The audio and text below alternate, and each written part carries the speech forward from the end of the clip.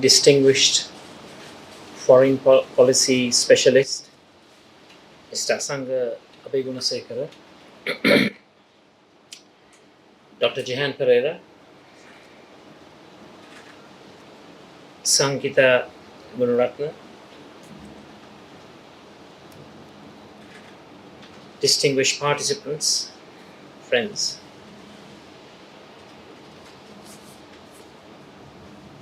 I'm pleased to be here today to support and also appreciate the tremendous contribution made by Mr. Asanga Abeyagoonasekera in the foreign policy arena, and also being an active participant in Sri Lanka's national security and defense policy. I was rather surprised that I would be made to speak a few words. I'm a bit hesitant to do so since I did not have adequate time to go through the book in its totality. However, I would like to use this opportunity to express a few sentiments regarding diplomacy, foreign policy, external affairs, whatever acronym that you may coin to describe interstate relations. Diplomacy and international relations is an instrument of state power.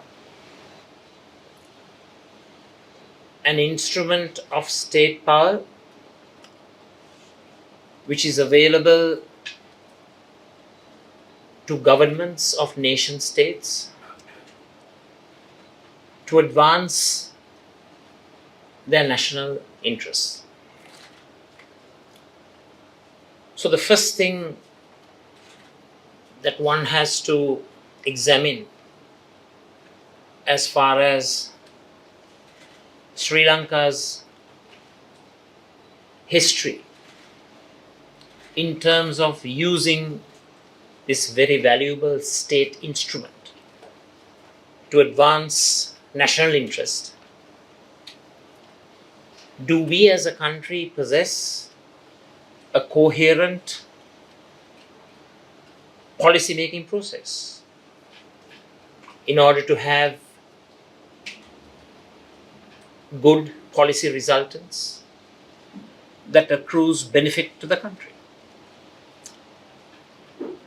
It is my perspective and contention that Sri Lanka's foreign policy decision-making process, especially in recent years,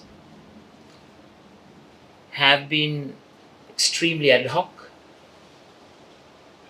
highly amateurish, primarily based on knee-jerk reactions.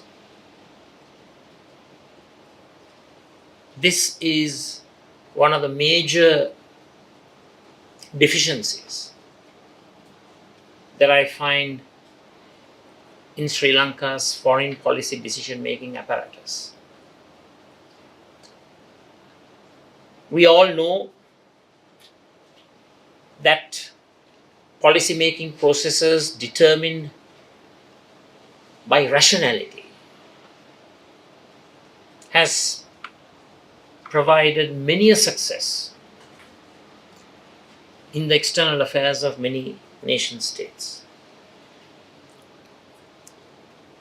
It is very important that we have proper policy inputs. It is very important that requisite policies are formulated. then we have to ensure that the policies that are formulated are implemented on the ground.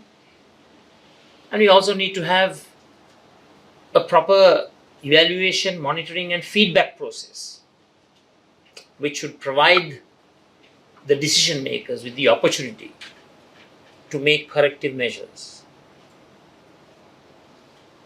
So I would like to ask members of the audience, does Sri Lanka possess such a rational foreign policy decision-making process? I doubt it very much. I will use this opportunity to express to you that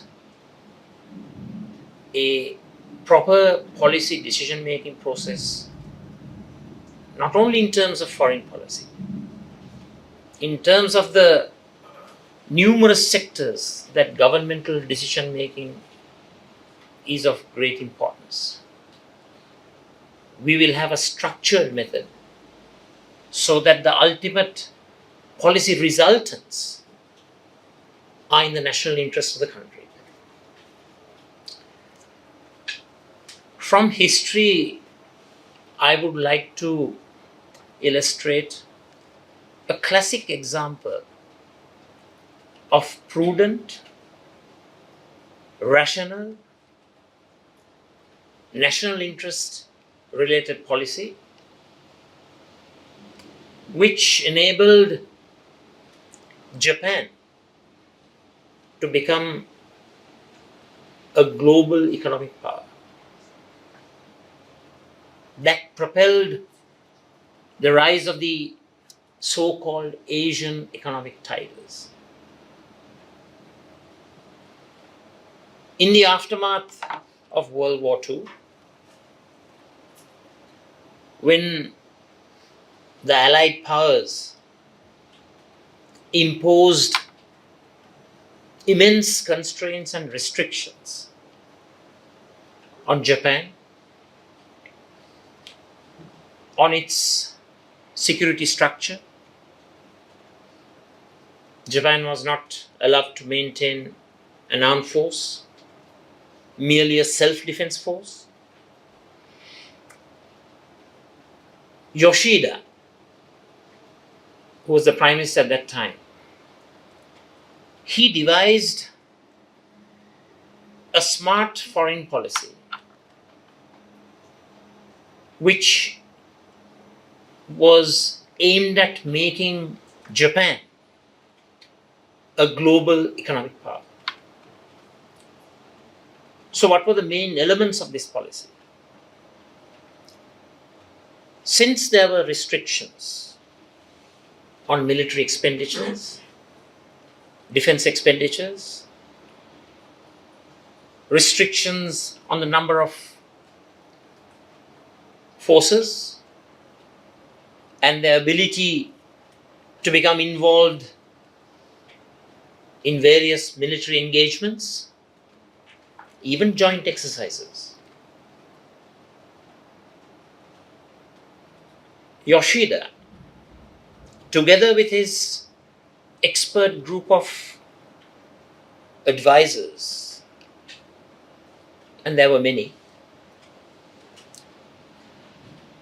devised a program whereby Japan would come under the defense umbrella of the United States, strategically reduce resources and monies allocated for defense expenditure, use such resources to promote export-led economic growth. This was known as the Yoshida Doctrine. So Japan's security interests were protected because of the protection provided by the US nuclear umbrella, as it was known at that time. and the various security and defense pacts that Japan signed up to with the United States. Having done so, having secured the military security aspect of the protection of the country, protecting the country's sovereignty, territorial integrity, political independence, the Japanese political leadership transferred humongous amounts of resources and funds to promote foreign economic diplomacy. MITI, one of the major Japanese governmental institutions, Ministry of Trade and Industry, well known as the economic arm of Japan's foreign diplomacy during the 50s and 60s. And you had Japan achieving extremely successful rates of economic growth. Economic growth propelled and sustained by Japan's exports. Now, why I mentioned this example is Prime Minister Yoshida has been a shining example of classic, masterful public policy decision making, both in the domestic and external spheres. First, ascertaining the constrained and restricted environment in which Japan had to operate, but using those very same constraints, restrictions, and limitations to ensure that Japan reached its national economic goals. Now, this is the type of smart decision making that we hope to emulate once in government. Of course, right now, most would proclaim being a bankrupt country, being in the midst of a debt trap, that there is very little room to maneuver. I somewhat agree. However, even this situation of bankruptcy provides us with strategic opportunities, which we must use and exploit to promote our national interest. What's happening today is that Sri Lanka, endowed with a very, very favorable geographic location, a strategic location, which has become one of the main assets of our country.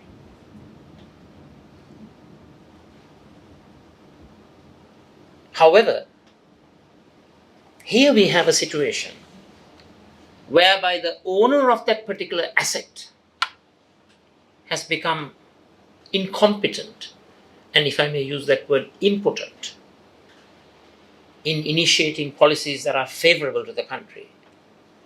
Rather, Sri Lanka has become a paradise in global power politics. This should not be the case. We should have the right-minded thinking, the innovativeness, the ability to be unique in devising and designing our own foreign policy, exploiting our strategic assets to our advantage, and ensure that we work with all countries that can add value to the country, value to Sri Lanka. Work with all of them. but ensure that the strategic partnerships that we establish accrues significant benefit to the country. And this certainly we can achieve. But we can only achieve through the establishment of a proper foreign policy decision-making structure, strengthening the institutions, enhancing and supporting a smart team, a human resource policy in the foreign policy arena that allows the best and the brightest an opportunity to contribute to Sri Lanka's foreign policy successes. Do we have authentic think tanks that provide governments and political parties with sound policy proposals? I remember with my experience in the British education system, and having also had the opportunity of interning for a senator for 2.5 years in the US Senate. Look at the tremendous amounts of sound think tanks that exist to initiate debate, to provide proposals for politicians in government and in opposition. Royal Institute of International Affairs comes to my mind. The famous Chatham House Papers. International Institute for Strategic Studies, both in UK and in the US. Heritage Foundation, Brookings Institution. Number of institutions that provide authentic advice to decision makers. Do we have a counterpart in Sri Lanka? I don't think so. Unfortunately, successive governments, irrespective of their political ideology and inclinations, have continued to politicize the foreign policy apparatus. And it's high time that meritocracy, not family bandism nor aristocracy, that dominates the recruitment process for the Sri Lankan Foreign Service.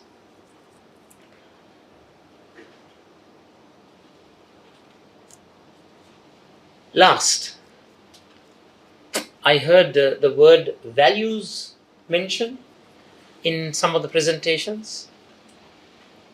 And I also heard the word national interest.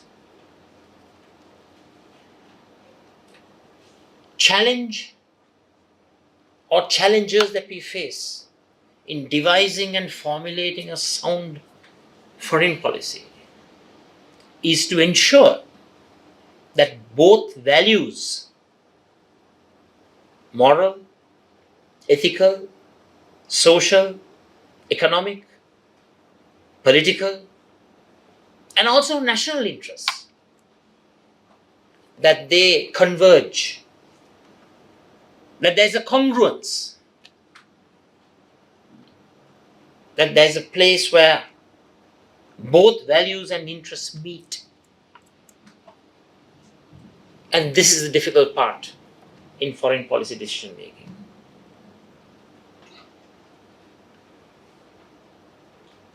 Once again, thank you very much for inviting me and providing me with the opportunity for an impromptu speech. I'm happy to say that I recognized Mr. Asanga Abeyagoonasekera's talent many years ago.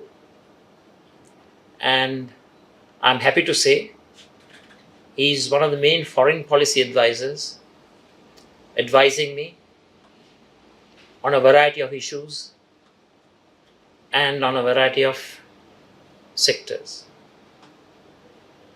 both in terms of bilateral diplomacy and multilateral diplomacy. Today, Sri Lanka needs an expert-driven foreign policy. There is a dire need for those who are knowledgeable in international affairs to take a preeminent role in guiding our policies.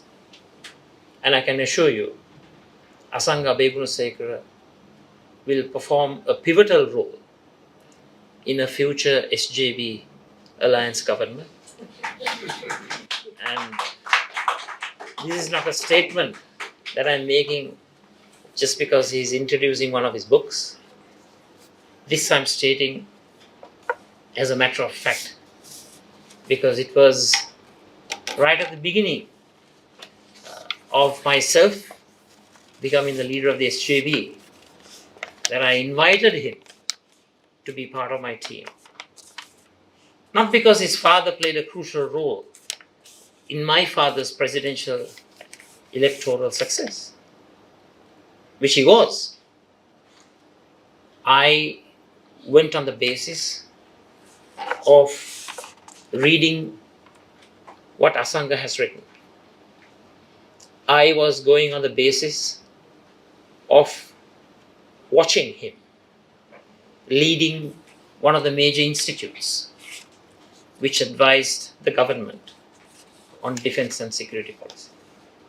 So at least in the initial stages, which I hope to continue in the future, I have followed my words to the fullest. I have, in fact, promoted Asanga based on merit, not based on friendship or other personal relationships. So I hope to finish this book soon, and I hope to gather more knowledge, because as an individual, I believe in gathering knowledge. Every moment, every second, every millisecond, one has to gather knowledge, because knowledge is an important ingredient in formulating policy. Unfortunately, at times I wonder whether Sri Lanka is geared to accept knowledge. Is Sri Lanka geared to prioritize and provide primacy to intelligence, knowledge, know-how? Or is Sri Lanka still guided and shaped by sentimentalities, emotion, prejudice, jingoism, extremism? I sincerely hope that former is true and the latter is no more. Thank you very much. Policy, I thought I would respond to this incisive book from the perspective of governance and anti-corruption to complement its content. As we speak about China's Sri Lanka foray, we should focus on why Sri Lanka's governments have been so malleable to foreign influence. Even as we have a stated intention to pursue a non-aligned foreign policy, we must then ask why the tilt towards China, why is that happening? In the context that Asanga's book deals with the lack of transparency, corruption, and democratic backsliding, I would like to respond from within a framework of state capture.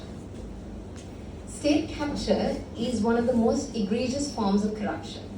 This form of corruption is not purely economic or financial and can extend to other forms such as abuse of process, undue influence, nepotism, cronyism, etc.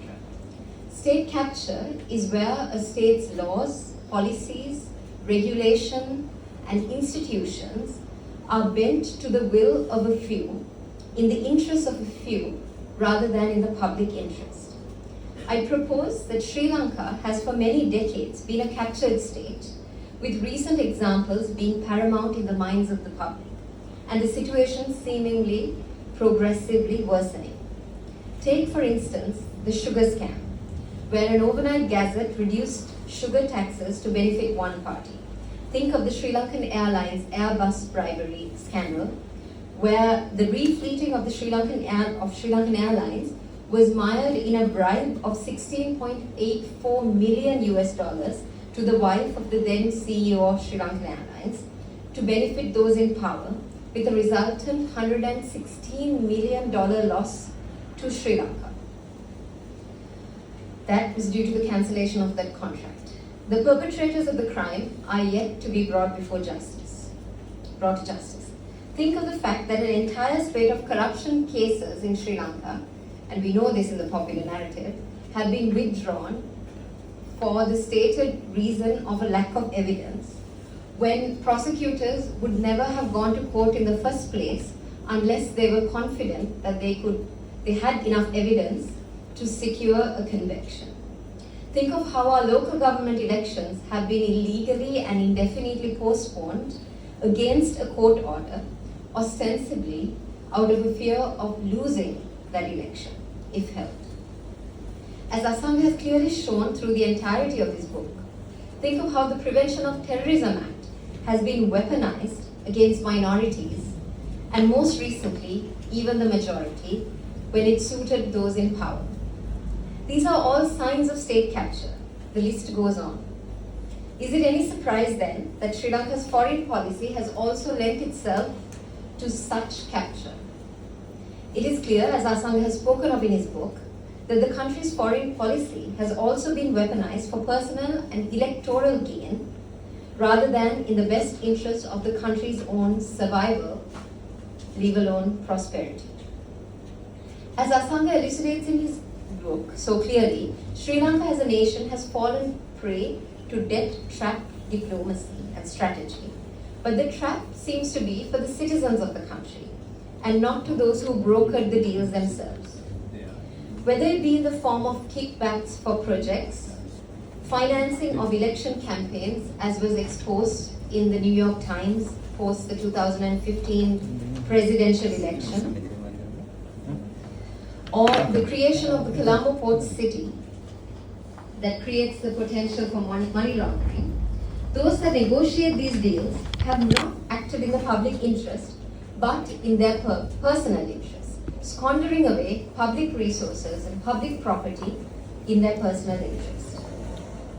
This debt trap, along with other severe miscalculations, whether intentional or unintentional, has now led to Sri Lanka's worst economic crisis since independence, and the impact can now be seen countrywide.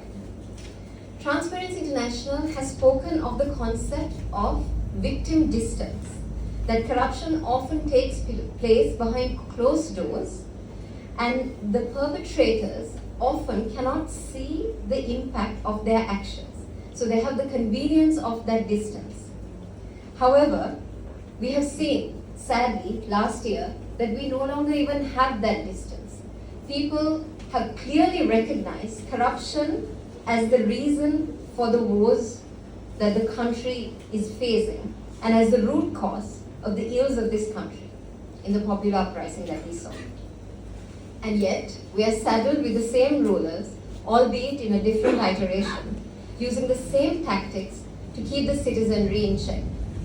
Attempts to weaken accountability structures through measures such as constitutional amendments, manipulating electoral processes, militarizing the public service, appointing presidential commissions and task forces to hound law enforcement officials and to derogate from the separation of powers, influencing public officials, abuse of state-owned enterprises, weaponizing social media, abusing state and privately owned media, suppressing civil society through arrests and intimidation, while at the same time amassing great wealth that is siphoned out of the country, are all tactics that have been used in greater or lesser measure by successive governments. However, If the resistance to the anti-terrorism bill and the online safety bill is to be a yardstick, we can now see citizens moving from the streets to other forums of legitimate dissent as well. Nearly 50 petitions in the Supreme Court from parties across the board on the online safety bill demonstrates that attempts to further capture the country will be met with action by an awakened citizenry, one that is alert and learning ways to be heard. The problem of the uprising was always about how to formalize this form of dissent. Whether the citizens who are out on the streets were willing to now do the hard work that it takes to contribute to long-term reform. And now I think, for myself at least, the online safety bill and the anti-terrorism act and the resistance it's facing is indicative of this formalization of dissent. It is also an indicator that this government does not command popular support. Continuing down this path will only lead to a further lessening of support for the government. Into this fray, in this crisis of governance that has ramifications locally and internationally, now we have the IMF that has granted Sri Lanka the extended fund facility.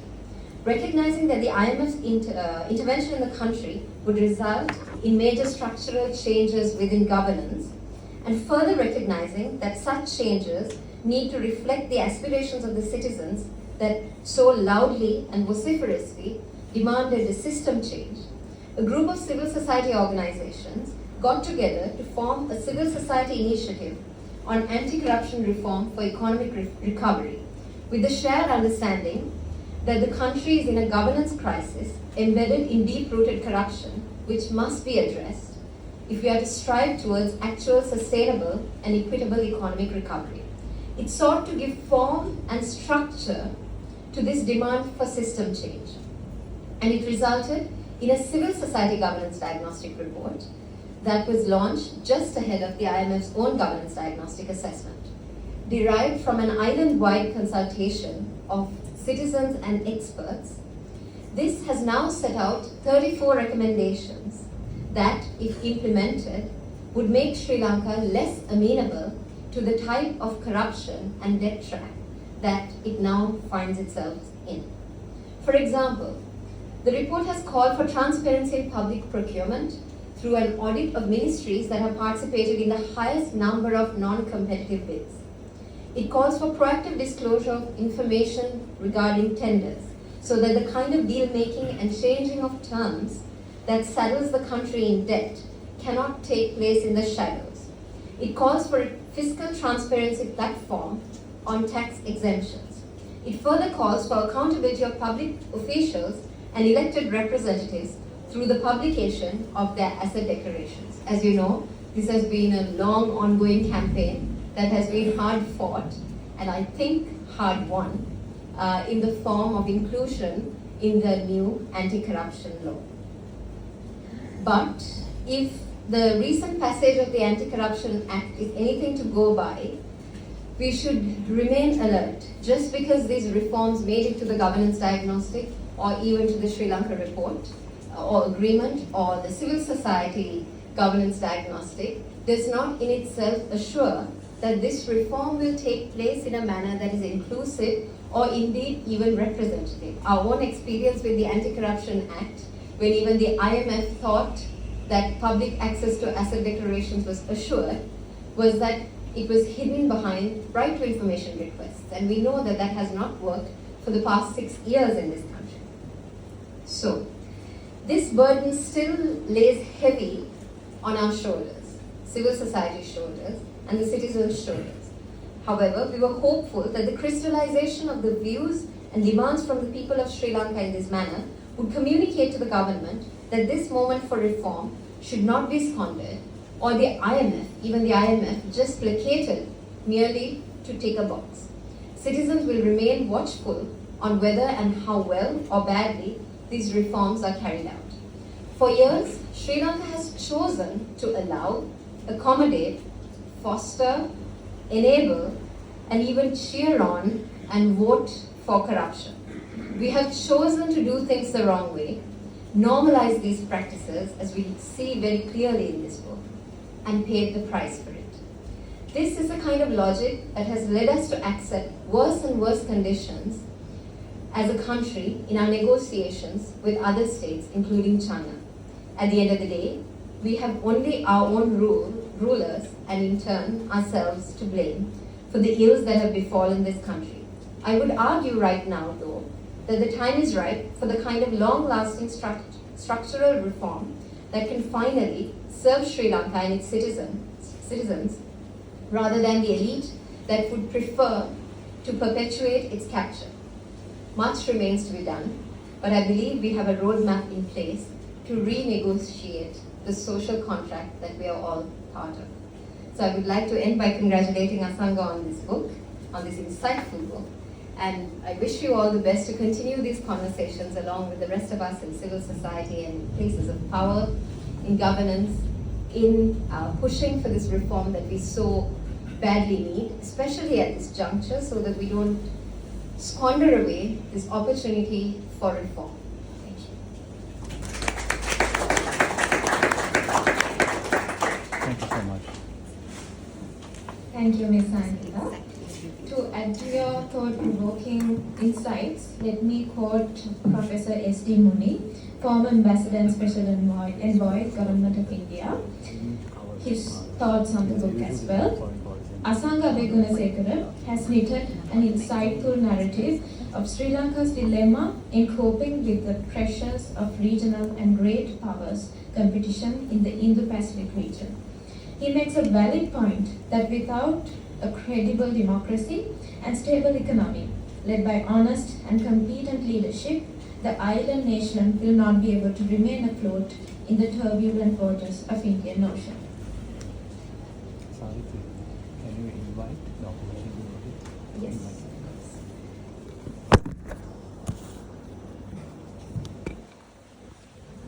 And let me also welcome Honorable Leader of the Opposition of Sri Lanka Parliament, Mr. Sajith Premadasa, here to the gathering. And Honorable Mr. Sajith Premadasa, can I please invite you to head over to the head table and take a seat?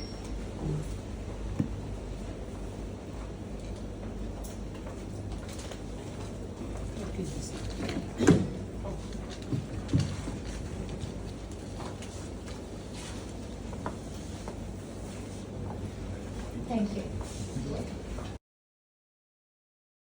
So next, I invite Dr. Jehan Perera to share his thoughts on the book. First, let me introduce him to you as well. Dr. Jehan Perera is the founder member and executive director of the National Peace Council of Sri Lanka, which is an educational and advocacy organization that focuses on peace building and transitional justice, established in 1995 to engage in peace building across ethnic, religious, and linguistic divides. He's a political analyst and columnist for national newspapers and websites focusing on inter-ethnic reconciliation and peace building. He's a supervisor to master's degree students of Faculty of Graduate Studies and visiting lecturer in Conflict and Peace Studies program, University of Colombo. He's an expert in community-based transitional justice processes and preventing extreme violence involving capacity building of participants. Dr. Jehan has a Bachelor of Arts degree in Economics from Harvard College, a Bachelor of Law degree from the Open University of Sri Lanka, and a Juris Doctor degree from the Harvard Law School. As Executive Director of National Peace Council of Sri Lanka, he has overall responsibility to ensure that organizational mandate of strengthening civil society contribution to the peace and reconciliation process is accomplished. Over to you, sir.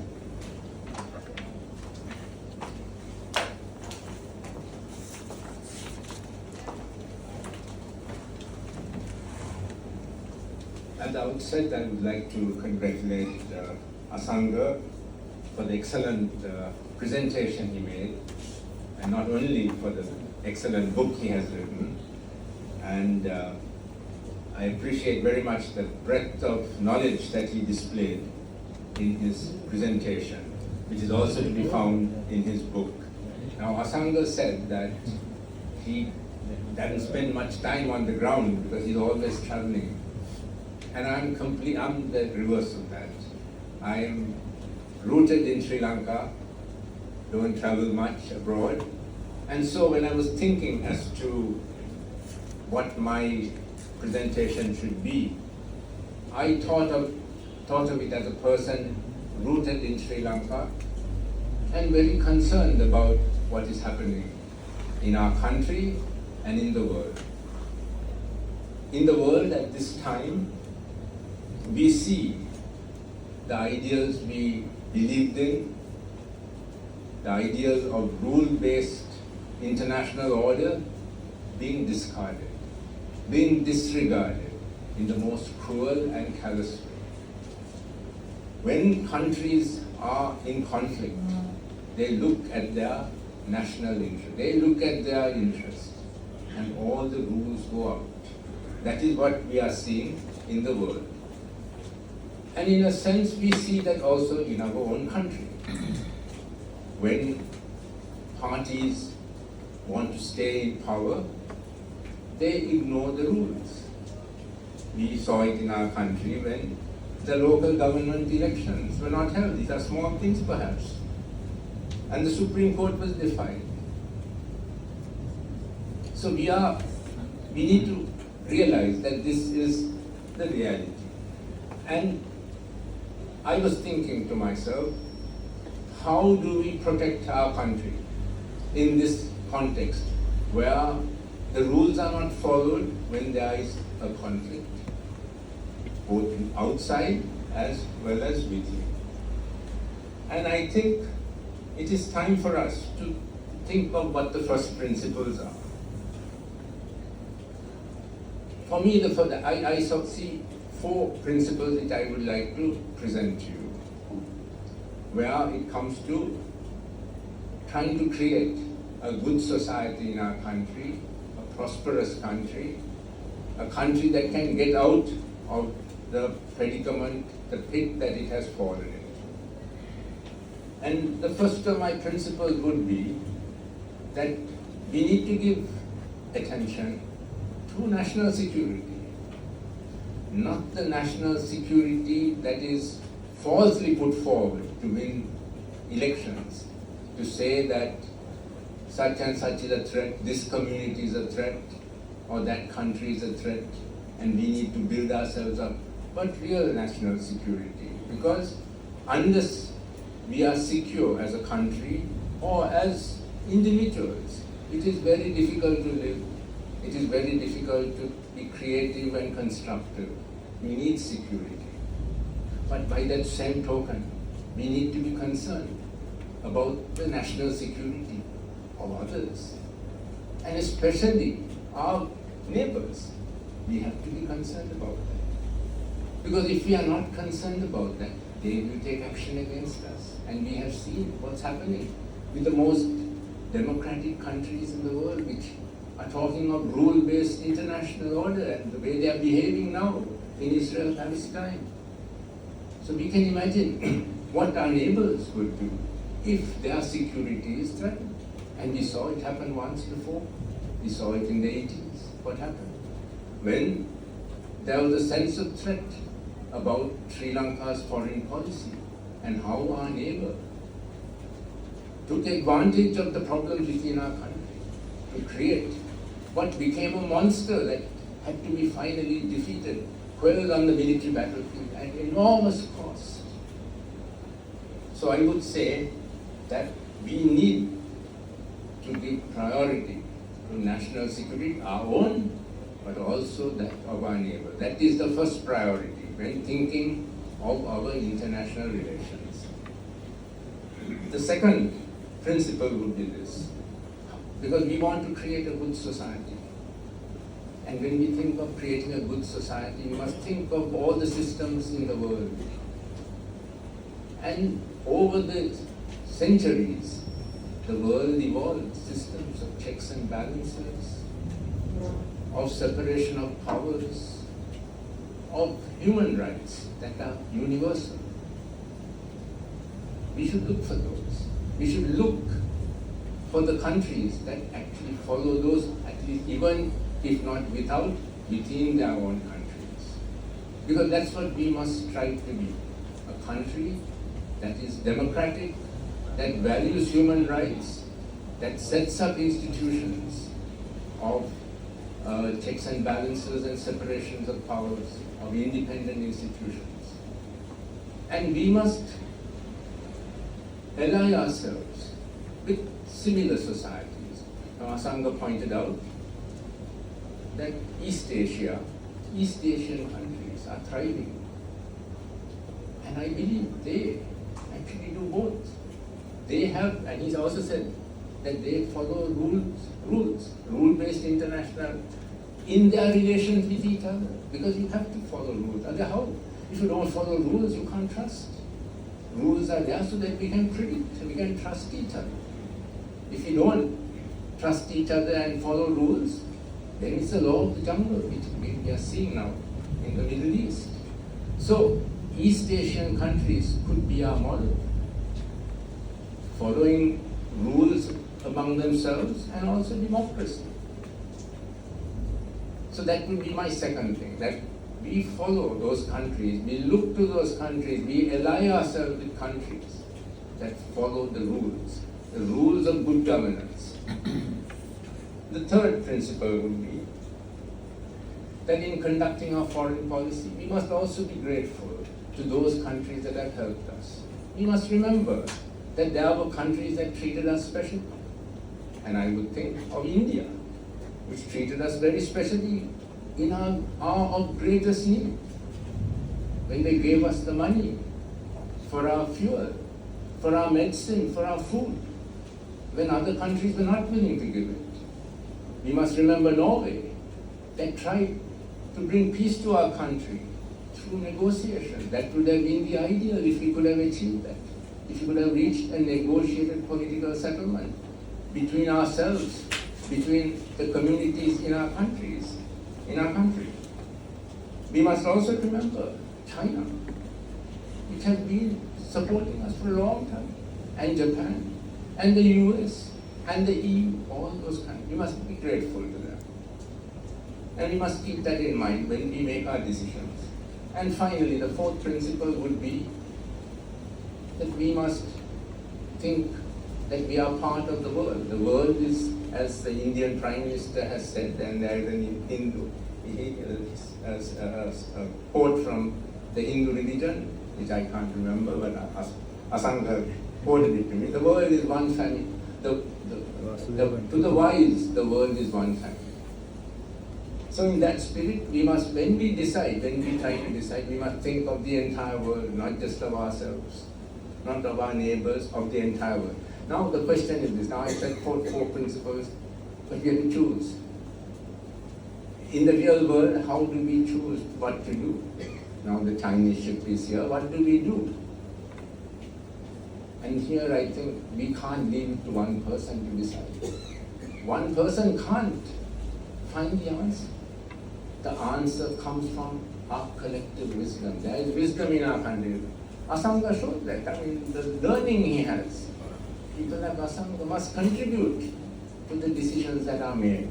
So our decisions should not be the decisions of a single man. We can't place our faith in a single man, however experienced he is, and he may not be there for long also. And he can be wrong, Nor a single party. What our country needs is not just bipartisan decision making. Yes, in other countries, when there's a crisis in those countries, they have bipartisanship, the government and the opposition. But our country has an ethnic divide also. So it should be multi-partisan. There should be multi-partisan decision making. And not a single party, not a single individual deciding. So that is what I would put forward from the viewpoint of civil society, the country we must be, and the way we must take our decisions. And I'm very pleased to see the leader of the opposition here. Hopefully he will have a bright future, and he even now can support the bringing these values into fruition the values of giving priority to national security, to democracy, human rights, and good governance, gratitude to those who have helped us in the past, and the well-being of all in the world. That is the message I think Sri Lanka should seek to give the world. We were once a very special country. I remember when I was a student in the United States in the 70s, 80s, the pride I felt about Sri Lanka. And we were an outlier. Outlier meaning we had low income, but we had a high quality of life. And we were studied in the American university system. I was proud of that. And I came back to improve, to make the income level go up. And what do we find now? Our incomes have collapsed, and utter corruption and venality, selfish politics, single parties, single individuals trying to run this country, without the mandate of the people. So we have a big challenge, and we have the leader of the opposition sitting with us here. He can do a lot. He is the leader of the opposition. He can do a lot now and in the future. So this is what I would like to say as my contribution. Thank you. And again, Asanga, thank you for what you have done and for the learning you have displayed and for being an ambassador to Sri Lanka in all the forums that you go and address. Thank you so much.